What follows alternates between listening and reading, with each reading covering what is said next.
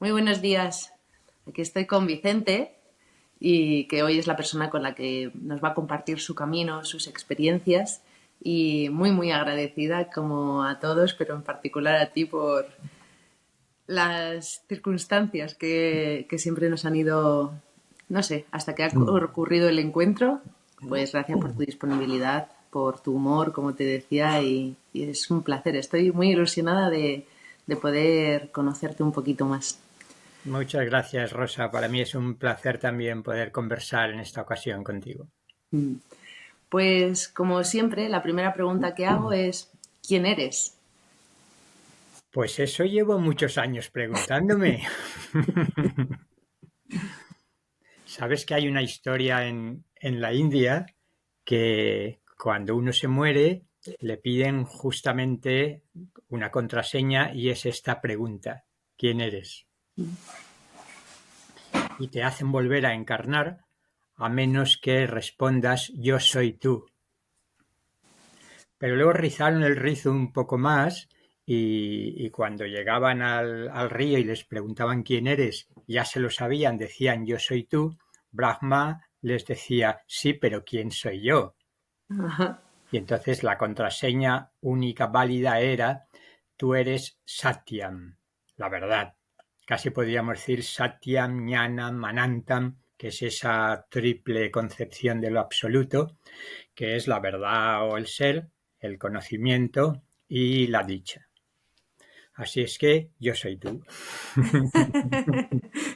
Yo te daría ya el paso para salir del samsara, aunque no tengo todavía ni lo deseo ese poder, así que, pero me ha Bueno, encantado. además, yo tampoco deseo no volver al samsara. Para Ah, mí ¿no? esa es la vieja concepción que ha dominado el hinduismo, el budismo y buena parte de las concepciones, pero quizás en los tiempos que corren nos estemos dando cuenta de que se trata de bajar el nirvana al samsara, de instaurar el reino de los cielos en la tierra, pero no de irnos como si esto necesariamente, inevitablemente fuera una catástrofe permanente, ¿no?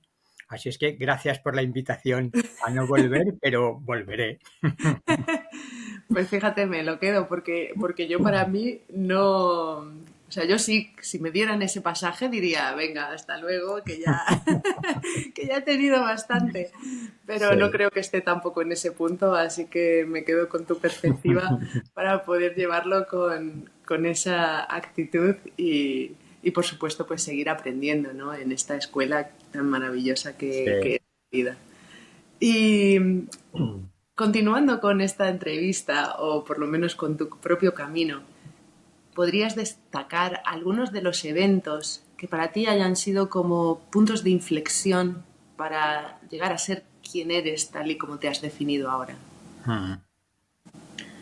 Bueno, yo destacaría mi primer encuentro con las sabidurías orientales, entre comillas, cuando estaba estudiando filosofía, que no sabiduría occidental aquí en la facultad. Ese fue un momento importante porque uno, hijo de su tiempo, no podía dejar de ser freudo-marxista, podríamos resumir en una frase, y sin embargo descubrió que había otro mundo y otro sentido a la vida distinto del que aquí se nos ofrecía. Y siguiendo esa línea de Oriente, mi estancia de 2 años en el ashram de Sri Aurobindo en Pondicherry fue sin duda un no retorno, pero en esta ocasión a la vieja vida y seguir viniendo otra vez. Y luego un solo impacto más sería, bueno, las tres personas que encarnadas más me han influido en mi juventud, en mi primera adultez, que serían Antonio Blay, Jan Klein y Vicente Beltrán Anglada. Son las tres personas que considero que han marcado de manera especial mi camino. Eso de las vivas, de las que he conocido personalmente, con quienes he podido dialogar, asistir a sus cursos. Luego están los no vivos, que son muchos también. Mm. Y sé que esta pregunta, no sé si hay palabras para describirlo, ¿no? Pero voy a intentarlo y te lo dejo a ti. Eh, ¿qué es lo que todas estas personas han hecho que tú encuentres dentro de ti? ¿O de qué forma han alimentado, no sé, si es esperanza, si es plenitud, si es, no sé, llámalo tú como quieras, ¿no? ¿Por qué han Mm, impactado tanto en ti? mm. Pues has indicado la buena dirección y yo creo que es justamente la experiencia, aparte de la sabiduría que en los tres casos existía también, en Jean Klein la experiencia del silencio profundo como nuestra identidad más propia fue importantísima. Y en los otros dos casos también siempre apuntar hacia esa dimensión de nuestra realidad que está más allá del cuerpo y de los pensamientos y las emociones con las que nos identificamos habitualmente. Entonces su presencia es ante todo un espejo de esa profundidad interior que parece no tener límites y que uno descubre que es una identidad más profunda que todo el caos habitual en el que nos movemos, ¿no? Pues también me lo dejaré para ir asimilándolo, porque es verdad que siempre estas conversaciones me encantan porque requieren luego ese espacio y ese silencio también para que cada cosa se vaya colocando en su Mm. sitio. Pero como las palabras es realmente ahora mismo pues el vehículo con el que nos comunicamos, te voy a invitar también a que elijas una única palabra que resuma tu vida hasta este momento. O si Búsqueda. quieres, o si quieres, mira, te voy a dar también libertad para que escojas si quieres una Mm. cita o Ujú. un mantra, un, no sé, un raga, lo que tú quieras, ¿no?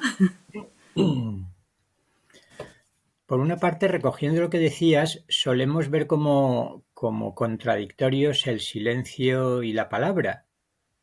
Propondría también que no son opuestos contradictorios, que suelen serlo en la vida cotidiana porque no estamos acostumbrados a conciliarlos, pero que parte del trabajo interior importante sería ese, una vez uno ha vivido ese silencio profundo, que la palabra no se viva como que va a romper el silencio, sino más bien que va a recrearlo de algún modo, ¿no? Qué bonito.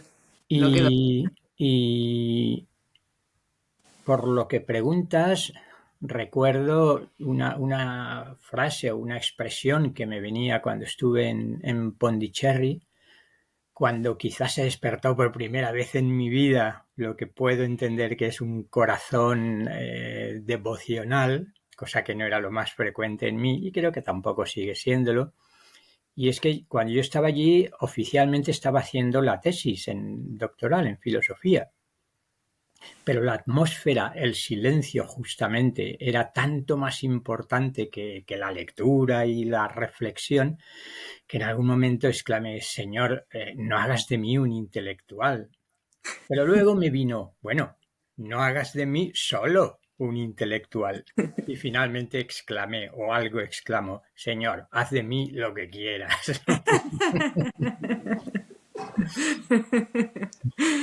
Pues también me lo quedo, porque es cierto que, claro, obviamente yo hago esto por mí. Luego, por supuesto, lo comparto para quien quiera unirse al camino o resuene, pero soy yo la que busco estas respuestas, Claro. ¿no? Y es cierto que también muchas veces siento un poco esa obcecación de querer seguir un camino en una dirección concreta y a la vez también estoy abierta a esas bifurcaciones, ¿no? O sea, que también digo lo mismo. Digo, mira, este es mi GPS, pero si sale otro camino, por favor, llévame por donde sea, ¿no? Sí. Así que estupendo. Y ahora pasamos a una pregunta que para mí la elegí con sumo cuidado por mis alumnos, pero es como más naif, pero para mí es profunda, que es, ¿cuál es tu motivación para levantarte cada mañana? Muy buena, no es nada naif, es muy buena, muy buena. Yo diría que seguir encarnando y viviendo en la vida cotidiana esa profundidad, esa belleza que uno ha intuido o experimentado en ocasiones, ¿no? Y aquí también vuelvo otra vez mi curiosidad. em, lo haces de manera, o sea, porque para mí, o sea, voy a intentar ponerle un poco de orden al caos que me viene aquí, ¿no? De imágenes. Porque para mí es un reto como no puedo decir que soy consciente en cada instante durante el día porque estaría mintiéndome a mí la primera, pero sí que cada vez tengo más integrados ciertos rituales pequeños que no son grandes, que son simplemente como pequeños detalles en los que yo intento anclarme a no ir por inercia a esta vertiginosa actividad constante, ¿no?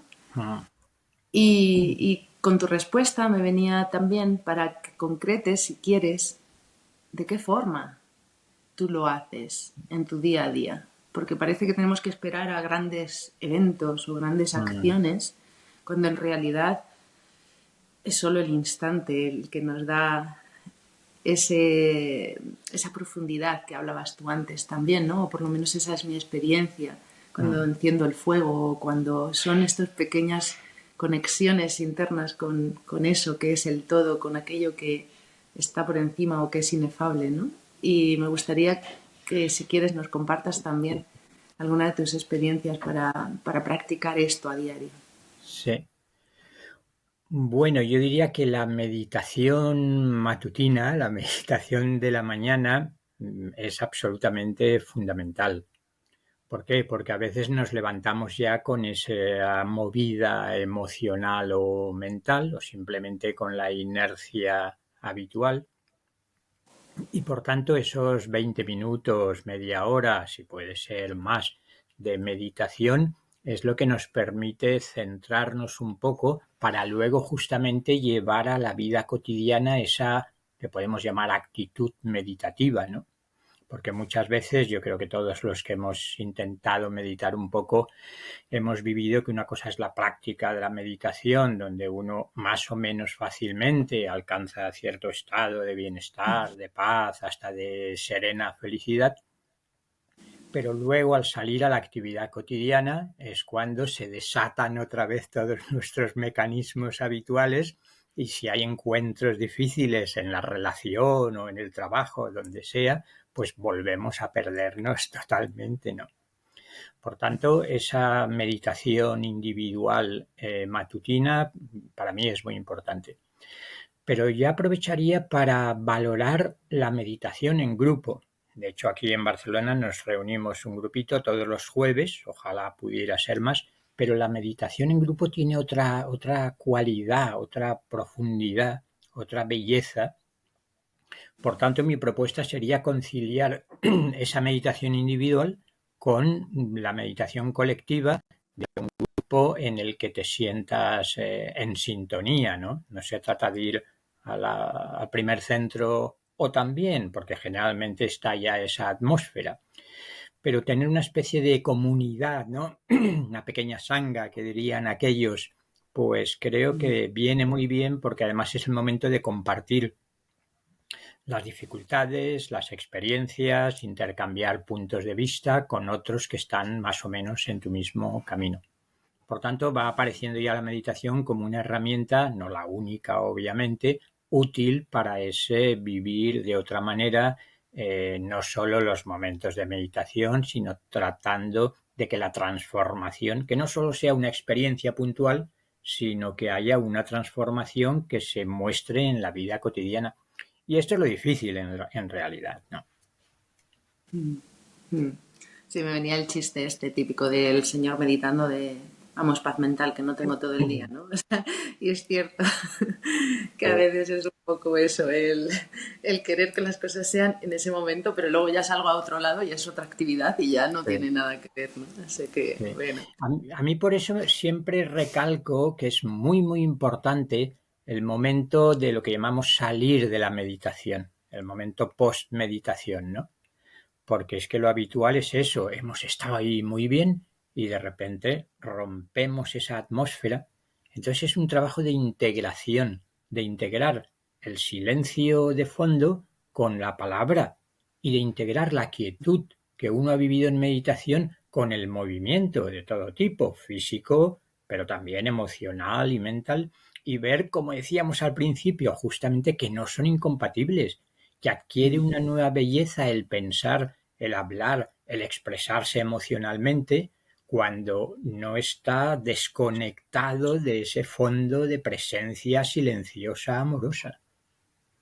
Sí, que al final es como esa danza, el buscar el equilibrio Claro. entre los opuestos, porque querer estar siempre como en uno de los extremos, ¿no? Que era un poco este New Age, positivismo, etcétera, pues Sí. no deja que la vida en su máximo esplendor se exprese, ¿no? Pero mm, Es la y danza de Shiva Nataraja. Habrás visto la imagen de Shiva Nataraja que está en pleno paso frenético de la danza, con una pierna levantada, con otra mano haciendo el Abhaya Mudra y con la otra con el fuego destructor y creador del universo, pero al mismo tiempo el eje central está en perfecta quietud. El axis mundi está pasando por uno mismo, ¿no? En realidad es eso que tú decías, muy oportuno, el símbolo de la danza en la vida cotidiana, ¿no? pues sí, me lo quedo también. ¿Y qué destacarías de ti como dones y talentos?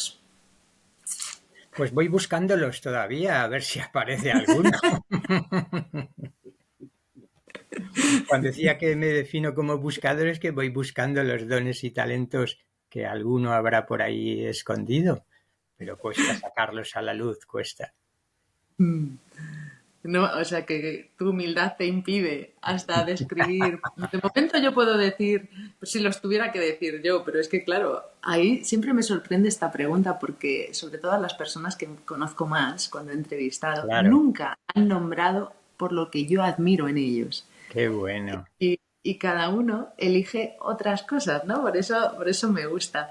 Pero al igual, ¿no? Aquí era el objetivo, ¿no? Que es que veía a mis alumnos adolescentes cómo les cuesta, ¿no? El reconocer las virtudes. Creo que nuestro sistema educativo va más enfocado en los defectos o en el querer mejorar y llega un momento que se nos olvida también rescatar aquello que se nos da bien, que no quiere decir que Ah, tengamos que centrarnos únicamente en eso, ¿no? Pero sí que valorar que al final cada uno tenemos unas aptitudes que podemos seguir dándole brillo, ¿no? Y que puedes también, por supuesto, apostar por otras cosas que quizás no se te den tan bien, pero que te encantan y acabarás siendo con la práctica una persona también maravillosa, ¿no?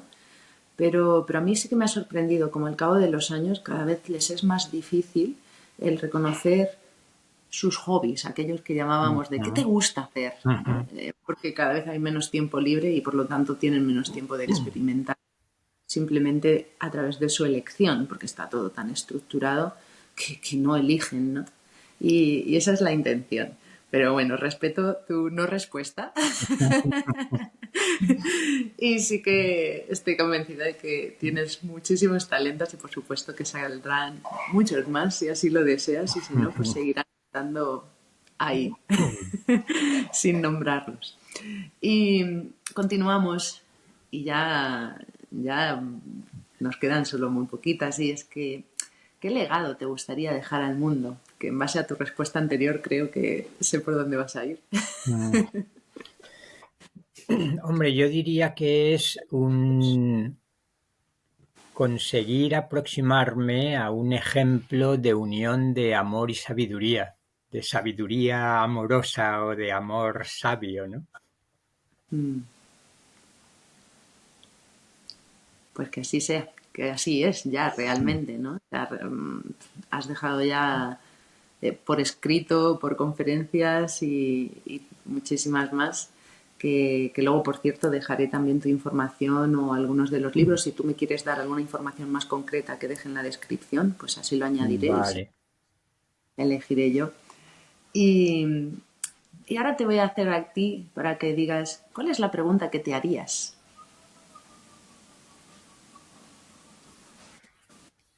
¿Por qué no siempre consigues realizar lo que más te gustaría y a veces te da la impresión de estar a punto de conseguirlo?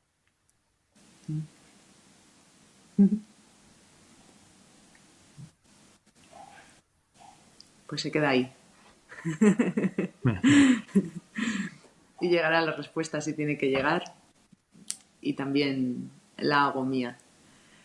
Para, para cerrar ya, con ¿qué mensaje le darías a aquellos que nos están viendo y escuchando en este momento? Pues que traten de unir la cabeza y el corazón para que haya un corazón, ¿no?